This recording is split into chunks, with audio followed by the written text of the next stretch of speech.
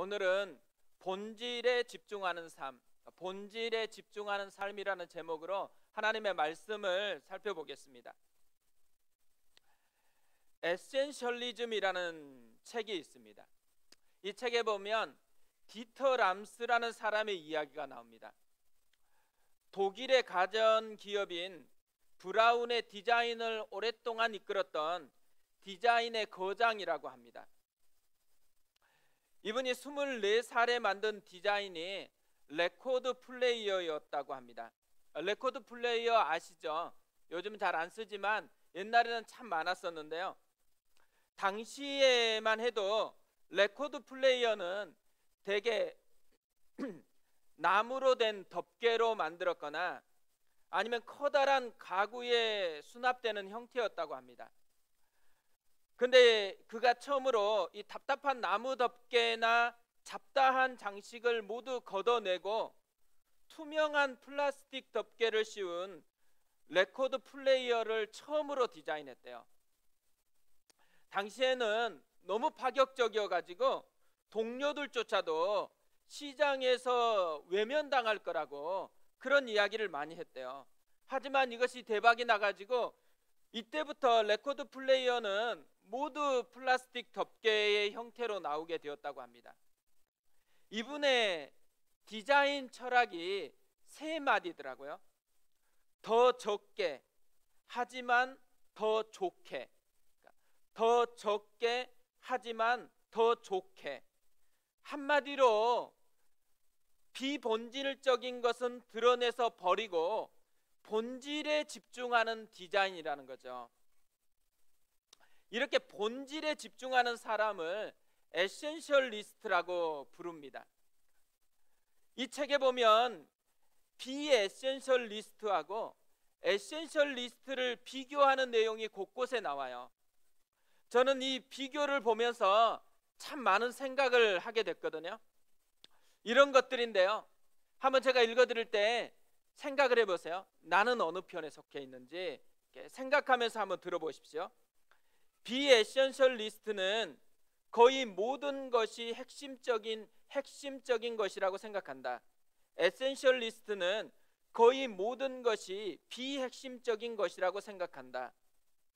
비에센셜리스트는 어떻게 해야 그것을 모두 할 수 있을까라고 묻는다. 에센셜리스트는 무엇을 선택하고 무엇을 포기해야 할까 하는 걸까라고 묻는다. 비에센셜리스트는 너무 바빠 자신의 삶에 대해 생각할 겨를이 없다. 에센셜리스트는 생각의 공간을 만들어내고 자신의 삶을 살펴본다. 비에센셜리스트는 가장 큰 목소리에 집중한다. 에센셜리스트는 정말로 의미 있는 이야기에 집중한다. 비에센셜리스트는 모든 요청에 대해 예라고 말을 한다. 에센셜리스트는 정말로 중요한 일에 대해서만 예라고 말을 한다. 비에센셜리스트는 실수를 인정하기 싫어한다. 에센셜리스트는 손실을 기꺼이 인정한다.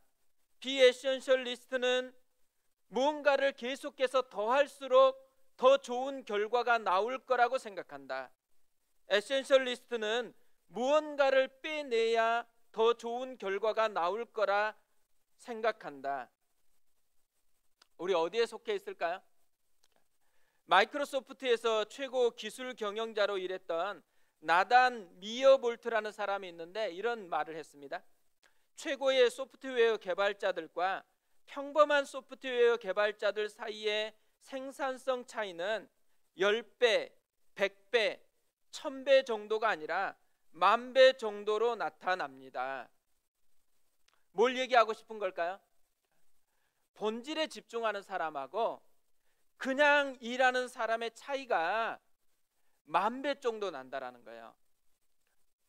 저는 이 책 읽으면서요, 그냥 막 살면 안 되겠다는 생각이 막 들었습니다. 자연스럽게 살아가는 삶에 대한 점검이 필요하다는 생각이 많이 들었습니다. 우리가 에센셜리스트가 됐으면 좋겠어요. 특별히 우리 인생 전체가 에센셜리스트로서의 삶이었으면 좋겠어요. 그뿐만 아니라 나의 분야, 내가 살아가는 분야에 대해서만은 에센셜리스트로 살아갔으면 좋겠습니다. 오늘 말씀을 보면 사울 왕의 인생 결산이 나와요. 사울 왕의 인생 결산의 내용을 묵상을 해보면 있는 것과 없는 것이 있습니다. 먼저 사울 왕의 인생에 있었던 것, 두 가지 키워드로 정리할 수 있다고 생각합니다. 첫 번째 키워드는 승리입니다. 47절 48절을 보세요. 사울이 이스라엘 왕위에 오른 후에 사방에 있는 모든 대적 곧 모압과 암몬 자손과 에돔과 소바의 왕들과 블레셋 사람들을 쳤는데 향하는 곳마다 이겼고 용감하게 아말렉 사람들을 치고 이스라엘을 그 약탈하는 자들의 손에서 건졌더라. 사울이 왕이 된 후에 계속해서 싸웠대요. 그런데 싸우는 곳마다 이겼다고, 승리했다라고 이야기를 합니다. 두 번째 키워드는 가족입니다. 49절에서 51절까지를 보세요. 49절만 보면 이렇게 되어 있습니다. 사울의 아들은 요나단과 이스위와 말기수하여 그의 두 딸의 이름은 이러하니 맏딸의 이름은 메라비요 작은 딸의 이름은 미갈이며, 그리고 50절 51절에도 다 누구만 나오냐면 가족들만 이야기를 하고 있어요. 그러니까 어떻게 보면요, 이 승리 이야기와 가족 이야기가 사울 왕 전체의 인생의 모든 것이라는 거예요. 이걸로 정리를 끝내버렸습니다. 지금 사울은 하나님으로부터 세움받은 왕이에요. 그런데 승리하는 것과 가족에 대한 이야기만 가득 채워져 있습니다. 대신에 이 사울 왕의 인생 결산에 없는 것들이 있어요. 첫 번째, 하나님이 없습니다. 자신을 왕으로 부르셨던 하나님이 없어요. 대신에 이렇게 소개를 하고 있어요. 사울이 이스라엘 왕위에 오른 후에, 여기서 오르다라는 이 말은요, 라카드라는 말인데 잡다, 획득하다 이런 의미를 가지고 있는 말이라고 합니다. 그러니까 사울이 하나님께로부터 왕으로 세움받은 게 아니고 자신이 왕권을 획득했다라는 것을 강조하고 있다라는 말이에요. 이게 사울이 인생 결산을 통해서 자기의 마음이 어디에 있느냐를 보여주는 거거든요. 근데 사울의 마음이 어딨냐면 왕권을 유지하기 위해서 끊임없이 애썼던 모습, 이게 사울의 인생이었다라는 거예요. 하나님은 없어요. 또 대신에 자기를 드러내고 싶어 하는 것이 가득 채워져 있는 것이 사울 왕의 인생 결산입니다. 또한 전쟁에서 싸워서 이기게 해주신 하나님이 없어요. 사울 왕의 인생에서 일어난 전쟁들을 생각해 보세요. 11장에서는 암몬 왕과 싸웠습니다. 이 싸움에서 승리한 이유가 어디에 있을까요? 하나님의 영이 함께했기 때문에 이겼다고 합니다. 또 13장 14장에 보면 블레셋과의 싸움이 나와요. 이때 승리한 이유가 뭐죠? 무기도 없고 또 다 겁쟁이하고 숨어 있는데 하나님이 대신 싸워 주었기 때문에 승리했다라고 이야기합니다. 근데 지금 사울의 인생 결산에 뭐가 없어요? 하나님이 없어요. 자신을 대신해서 싸워서 이기게 해주신 그 하나님이 그의 인생에 없습니다. 그것뿐 아니에요. 사울 왕의 인생 결산에 없는 것 또 하나, 함께 싸워준 백성이 없어요. 오늘 말씀은 사울의 개인 인생에 대한 결산이 아니에요. 왕이 된 후에 왕으로서의 인생을 결산하고 있거든요. 그런데 그곳에 백성이 없어요. 함께 싸워줬던 군사들이 없어요. 대신에 가족들만 있어요. 자기 가족을 건사하기 위해서 자기에게 주어진 백성들을 다 종으로 삼고 있다라는 것을 상징적으로 보여주고 있다라는 거죠. 이런 사울 왕의 인생을 결산해 보는 내용을 통해서요, 우리가 깨달을 수 있는 게 있다고 생각합니다. 제가 깨달은 건 뭐냐면 본질이 빠진 삶이라는 거예요. 왕의 본질이 뭐겠어요? 부르신 하나님을 인정하고 그분의 뜻을 따르는 게 하나님이 세운 왕의 본질이에요. 그러나 그에게는 하나님이 없습니다. 또 왕의 본질이 뭐겠어요? 자신과 함께 전장을 누볐던 백성들과 영광을 함께 나누는 거예요. 하지만 그에게는 백성은 없고 가족밖에 없습니다. 뭘 얘기하는 거예요? 하나님이 원하시는 왕의 모습이 아니라는 거예요. 그러니까 백성들이 원했던 왕의 모습이 아니라는 것을 보여주고 있다라는 거죠. 그러니까 사울의 문제가 뭐겠어요? 게으른 거 아니에요. 정말 열심히 산 거예요. 열심히 싸웠어요. 또 패한 것 아니에요.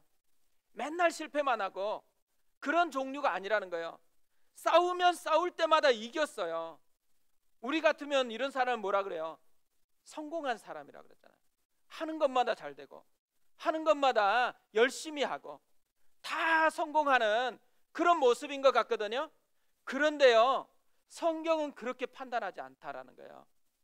본질은 생각하지 않고 비본질적인 것만 붙들고 산 어리석은 인생, 이게 사울 왕의 모습이다라는 거죠. 오늘 우리가 추수감사절을 맞이했잖아요. 어쩌면 이 추수감사절은요, 인생에 대해서 고민해 보라는 그런 절기라고 생각합니다. 이 추수감사절이 어떤 절기예요? 한 해의 농사를 결산해서 드리는 예배이잖아요. 본질을 붙잡고 살아가고 있는지 아니면 비본질적인 것에 빠져가지고 그냥 막 살고 있는지를 점검해 보라는 것이죠. 우리가 한 해 열심히 살아왔을 거예요. 근데 그 열심의 내용이 뭔지를 점검해 보아야 된다라는 것입니다. 왜 점검해야 될까요? 우리는요, 그냥 살아버리기에는 너무나 고귀한 존재이기 때문에 그래요. 우리는 예수의 피로 산 예수님 짜리 인생입니다. 그뿐만 아니에요. 주님이 이 땅에 하나님 나라를 보여줄 왕 같은 제사장으로 우리를 대신 보낸 사람이에요. 우리가 하나님의 자녀가 됐다라는 것은 그냥 막 사는 인생이 아니라는 거예요. 막 살았다라고 해도 다시 존귀한 가치를 깨닫고 살아가야 되는 그런 존재라는 거죠. 요즘에 저는 우리 교회에 진행되고 있는 사역에 대해서 참 많이 생각을 다시 점검을 하고 있습니다. 주일 예배, 오늘 우리가 이렇게 예배 드리고 있는데요, 우리 예배는 진짜 본질적인 것을 붙들고 있는 것인지, 아니면 예배를 드리고 있기는 한데 비본질적인 것으로 채워져 있지 않는지 점검을 다시 하고 있습니다.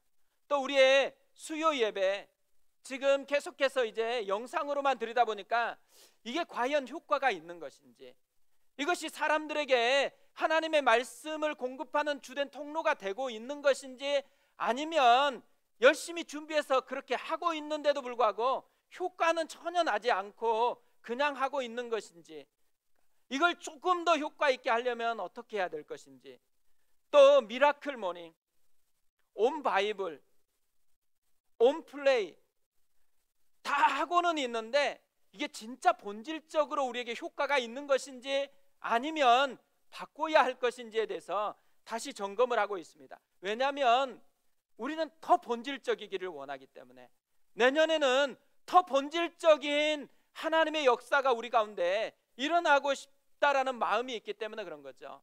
또 이 설교를 준비하면서도 그랬고요, 제가 말씀을 묵상하다가 문득 내년 1월 첫 주에는 특별 새벽 부흥회를 해야 되겠다는 생각을 가졌습니다. 우리가 한 해를 시작하는데 그냥 학교에서 드린다라는 거, 또 눈이 올지 모른다라는 거, 이런 거 막 생각하다가요, 진짜 붙들어야 되는 말씀을 붙들고 한 해를 시작해야 되는데, 또 내 힘으로 못 사는 이 삶을 하나님께 의지해서 살아가야 되는데 그냥 흘러가도록 방치하고 있는 건 아닌지 제 마음의 회개가 되어지더라고요. 그래서 내년에는 말씀을 붙들고 살아가야 되겠다, 정말 하나님을 의지해서 그분을 힘입는 그런 삶을 살아야 되겠다라는 마음이 들어서 내년 1월 첫 주에는 특별 새벽 부흥회로 그렇게 내년을 시작하려고 합니다. 또 저는 개인적으로도 목사잖아요. 목사라는 게 뭔지, 목회 본질이 뭔지에 대해서 또 점검을 하고 있습니다. 지난주에 우연히 설교 한 편을 들었거든요. 1999년에 한 설교예요. 또 이 목사님은 소천하셨습니다. 근데 제목이 굉장히 특이해요. 설교가 이렇게 시작됩니다. 한번 이 설교 앞에 시작만 들으면 제목이 뭔지 알게 되거든요. 제목이 뭔지 상상하면서 들어보세요. 많은 목사들이 목사여 교회를 부흥하라, 목사여 설교를 개발하라, 목사여 위대한 능력을 받으라. 그런 사람은 많이 봤지만 목사여 행복하라, 이렇게 말하는 사람은 세계 역사상 나밖에 없습니다. 이분이 이렇게 설교를 시작하는 거예요. 제목이 뭐겠어요? 목사여 행복하라입니다. 뛰어납니다. 근데 저는 이 제목이 굉장히 도전이 되더라고요. 왜 도전이 됐냐면 최근에 제 딸이 물었어요. 아빠 행복해요? 왜 이렇게 물었을까요? 금요일만 되면요, 제가 퇴근을 딱 하면 저희 집은 분위기가 두 갈래로 확 나눠져요. 제 딸들은 행금 시작이에요. 행복한 금요일이에요. 학교를 이제 나가지 않으니까 얼마나 행복해 하는지 몰라요. 근데 그날부터 저는 예민함이 시작돼요. 주일을 준비해야 되니까 그때부터 계속 예민해지기 시작하는 거예요. 그러니까 이걸 보고 제 딸이 물은 거예요. 아마 딸의 눈에는 제가 예민해 보이니까 좀 불쌍하다고 생각이 들었나 봐요. 자기들은 지금 막 행복해서 놀려고 하는데 아빠는 행복한 거 떨어져서 저쪽에서 혼자서 좀 찌그러져 가지고 맨날 이렇게 씨름하는 것 같아 가지고 좀 불쌍해 보였나 봐요. 그래서 제가 대답을 했어요. 아빠는 행복해. 예민하다고 행복하지 않는 게 아니야. 혼자 묵상해서 하면 예민함도 없겠지만 주일에 성도들이 함께 말씀의 앞에 나가야 되니까 예민할 수밖에 없어. 그렇지만 예민해도 행복해. 제가 이렇게 답을 했거든요. 근데 제가 이 답을 다시 생각해 보니까요, 이 답에 굉장히 중요한 게 담겨 있더라고요. 우리는 보통 예민하거나 수고하거나 막 애쓰고 너무 지나치게 막 나만 헌신한 것 같으면 불행할 거라고 생각하거든요. 그런데요, 그렇지가 않아요. 예민해도 행복할 그런 일이 있다라는 거예요. 하나님을 위한 것이면 예민해도 뿌듯한 행복이 있다라는 거죠. 사실 저만 그런 게 아니에요. 섬기는 분들은요, 다 이런 마음을 경험해요. 예민함의 행복. 이걸 다 섬기는 분들은 경험하는 것이죠. 순장님들을 보세요. 순장의 삶이요, 맨날 행복하겠어요? 사실은 예민해요. 다락방이 시작된다라는 그 기준선이 되면 준비하려고 예민해져요. 다락방 공과만 준비해도 편한 그 힘든데 또 한 사람 한 사람 마음을 또 신경을 써야 되잖아요. 또 안 나온다 그러면 어때요? 잘 준비하다가 안 나온다 문자 한 번만 오면 마음이 부풀었던 마음이 쪼그라들어요. 그러니까 자꾸 예민해지거든요. 그런데요, 예민하다고 불행한 건 아니에요. 예민하지만 오히려 하나님께 쓰임 받고 있다라는 행복이 있어요. 하나님이 내 연약함에도 불구하고 약함에도 불구하고 나를 사용하고 있다라는 그런 행복감이 있다라는 거죠. 순장님들만 그러겠어요? 교사들도 마찬가지입니다. 또 섬기는 봉사자들도 다 이런 예민함의 행복을 누리는 사람이라는 거예요. 어떻게 보면요, 그리스도인, 우리가 하나님의 자녀가 됐다라는 이 말은요, 예민함의 행복을 누리는 사람이라는 거예요. 수고함의 행복을 누리는 사람이라는 거예요. 수고도 없이 하나님의 나라가 이루어질 수가 없어요. 수고도 없이 하나님을 경험할 수 있는 사람은 없어요. 수고하는 곳에서 수고만 보는 사람은 불행하지만 수고한 가운데서 하나님을 느끼는 사람은 행복할 수가 있다라는 거죠. 그러니까 우리가 누리는 행복은 수고와 함께하는 행복, 예민함과 함께하는 행복이라는 거죠. 근데 사울왕의 인생을 보세요. 행복했을까요? 어땠을까요? 오늘 사울왕의 인생을 결산하는 것을 보면요, 행복하지 않았어요. 대신 뭐만 있냐면 예민함만 있는 것 같아요. 뭘 보고 알 수 있냐면 그가 갈망하는 것을 보면 알 수 있어요. 52절에 그의 갈망을 이렇게 얘기합니다. 사울이 사는 날 동안에 블레셋 사람과 큰 싸움이 있었으므로 사울이 힘센 사람이나 용감한 사람을 보면 그들을 불러 모았더라. 이 사울의 온통 관심이 어디에 있는지가 나와 있어요. 승리. 그래서 싸움 잘할 것 같은 사람에게 예민한 거예요. 그 사람만 좀 얻으려고 애쓰고 있다라는 거죠. 근데 왜 사울이 이렇게 승리에 대한 그런 갈망이 가득 차 있을까요? 인정받고 싶은 거예요. 사울 왕의 문제는 하나님이 세워주셨기 때문에 왕이 됐다라는 이 근거에 출발하지 않고 백성들이 자기를 인정해 줘야지만 왕의 권위가 나온다라는 착각이 있는 거예요. 그러다 보니까 자꾸만 승리해야지만 왕권이 유지되니까 승리할 수 있는 그 싸움 잘하는 사람에게만 예민함이 있다라는 것을 보여주고 있는 거죠. 저는 이런 사울 왕의 인생에 대한 결산을 보면서요, 깨달은 게 한 가지 있어요. 정말 본질을 붙잡지 않으면 엉뚱한 것을 갈망하면서 살아가게 되어 있다라는 거예요. 근데 이런 분이 정말 많아요. 또 하나요, 본질을 잃어버리니까 지금 누릴 수 있는 감사를 잃어버렸다라는 거예요. 사울 왕을 생각해 보세요. 감사할 게 얼마나 많아요. 하나님이 자기를 불러주셨죠.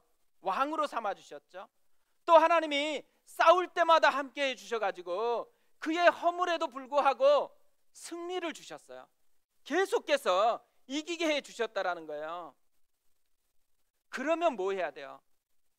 이겼다라는 것에 함몰돼 가지고 자기 자랑할 게 아니고 대신 싸워서 승리를 주신 하나님께 감사해야 되는 것이잖아요.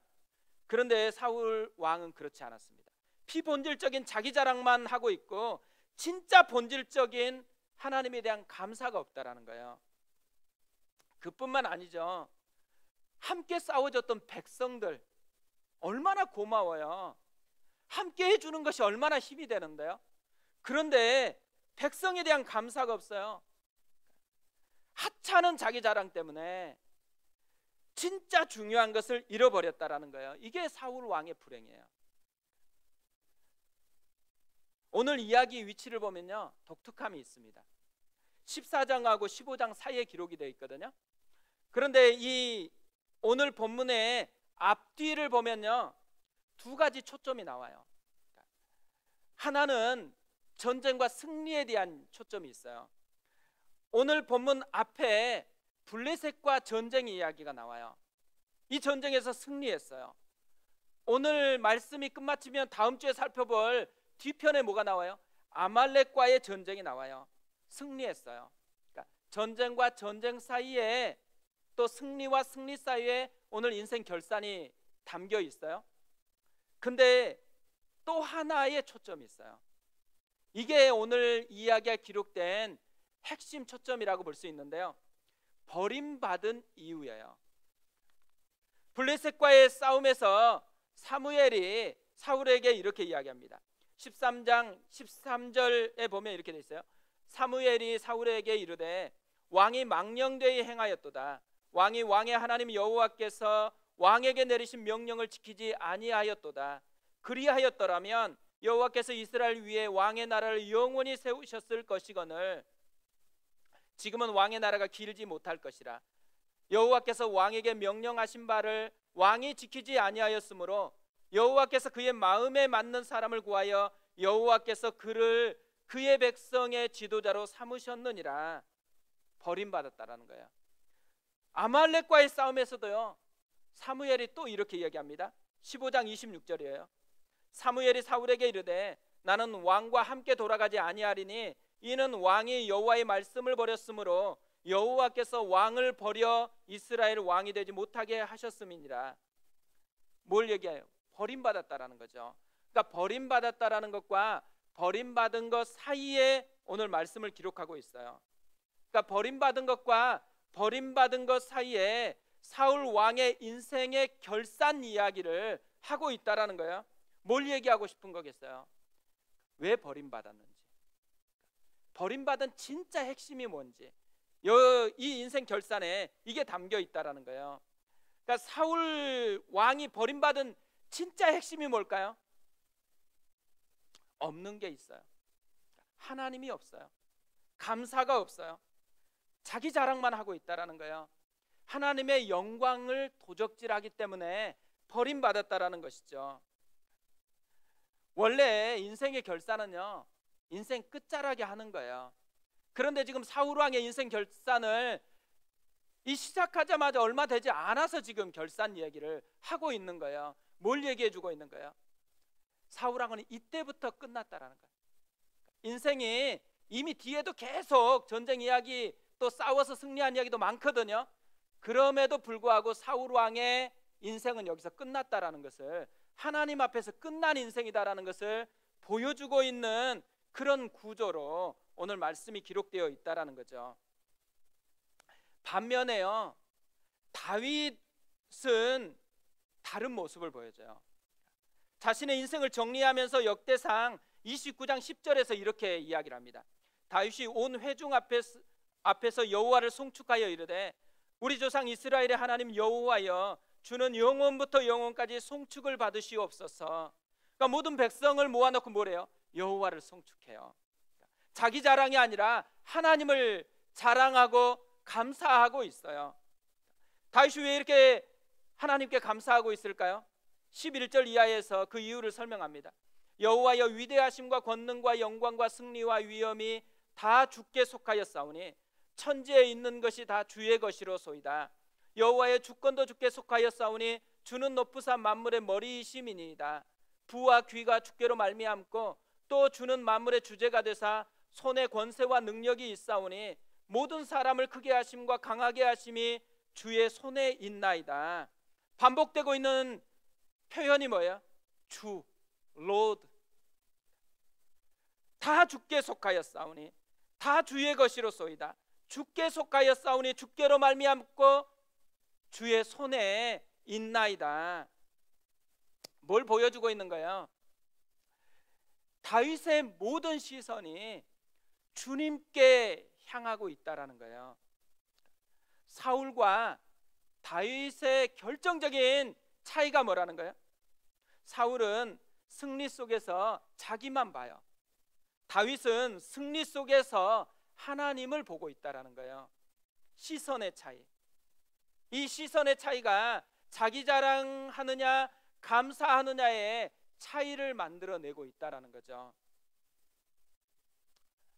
지난주에 우리가 감사 챌린지를 했습니다. 우리 교회에서 감사 챌린지 하면서 감사했던 내용을 담아가지고 영상을 만들었습니다. 오늘 그 영상을 보고 결론을 좀 맺으려고 하는데요. 함께 같이 보겠습니다.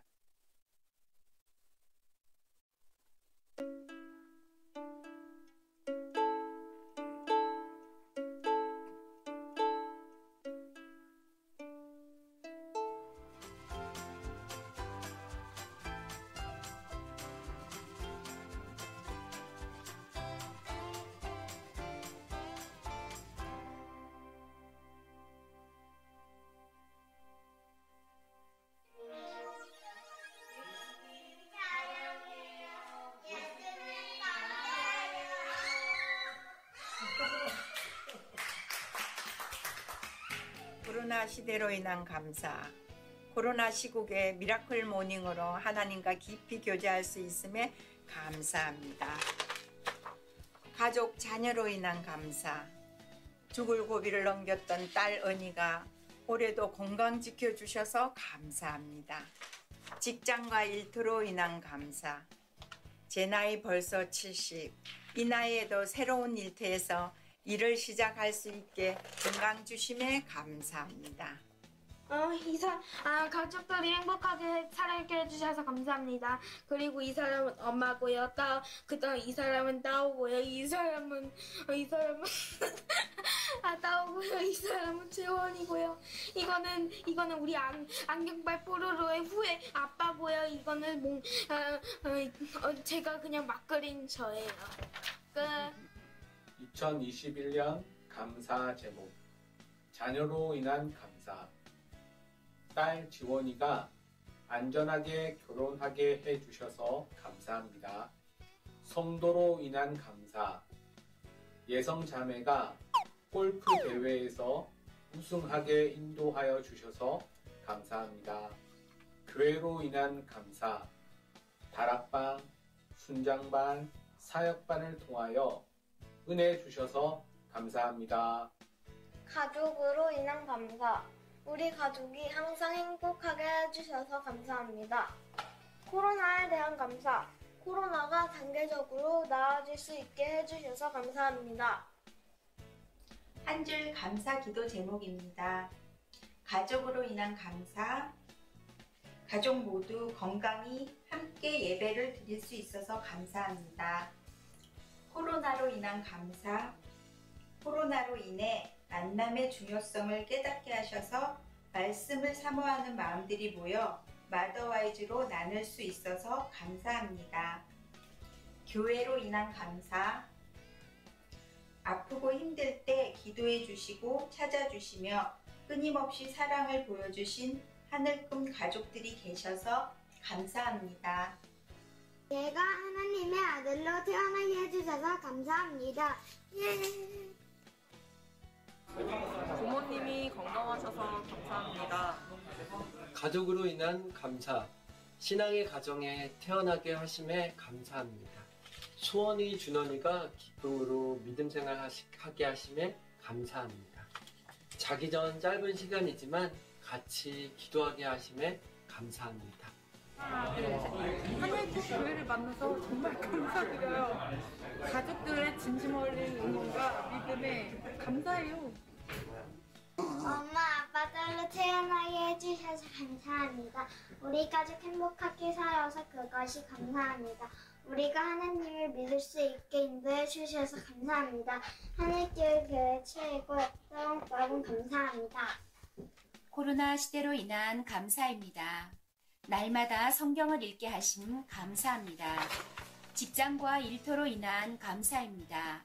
여호와 삼마, 나를 찾아와 주시고 나를 만나 주신 주님 감사합니다.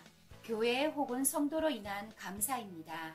특별다락 아름다운 동역을 허락하심을 감사합니다. 성도로 인한 감사입니다. 자격 없고 부족한 제가 사역 훈련을 잘 감당할 수 있도록 이끌어주신 목사님과 형제 자매님께 감사드립니다. 두 번째 감사 제목은 가족으로 인한 감사입니다.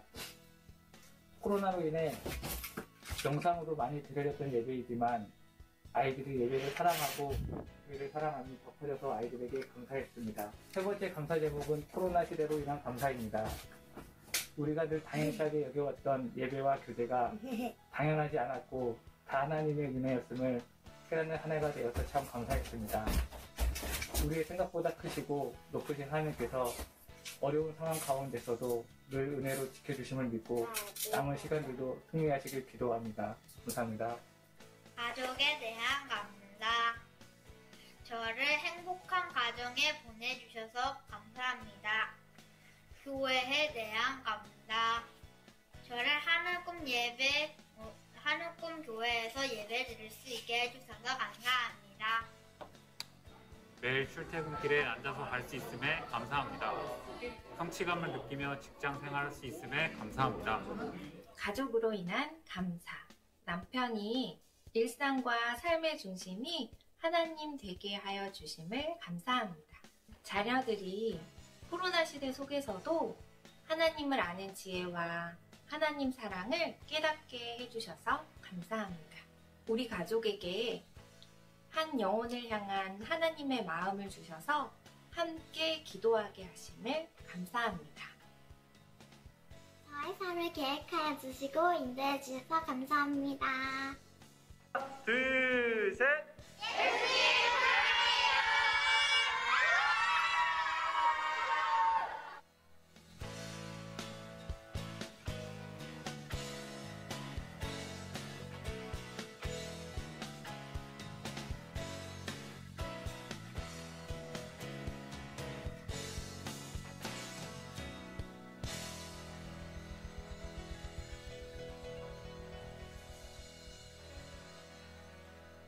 보니까요, 정말 감사할 게 많은 것 같아요. 그리고 또 한 분 한 분이 감사하는 걸 보면서 또 감사하게 되는데요. 왜냐하면 시선이 벌써 옮겨져 있잖아요. 하나님께로 옮겨져 있고, 삶에서 역사하시는 하나님의 은혜에 시선이 옮겨졌다라는 것만 보아도 참 감사하다는 생각이 들었습니다. 그러니까 우리가 감사의 핵심이 뭘 억지로 하는 게 아니라는 거예요. 시선이 옮겨지는 것, 여기에서 감사가 시작이 되어진다라는 거죠. 오늘 우리가 추수감사절 예배를 드리잖아요. 그러니까 많은 분들이 이렇게 추수감사절이나 절기가 있으면 부정적으로 생각하면 또 헌금 뜯어내려고 한다, 이런 생각을 하는 분들이 있는 것 같아요. 그런데 우리가 헌금을 뜯어내기 위해서 추수감사절이 있는 게 아니잖아요. 추수감사절이 있는 가장 중요한 이유, 시선을 옮겨보라는 거예요. 하나님이 역사하는 그 삶 속에 살아가고 있는데 그걸 좀 발견해보고 누려보라는 거죠. 이번 한 주간이요, 하나님의 함께 하심을 바라보고 누림이 풍성한 한 주간이 되었으면 좋겠습니다. 우리 그 마음을 가지고 오늘은 시선이라는 찬양입니다. 함께 찬양하고 기도하고 나가겠는데요. 내게로부터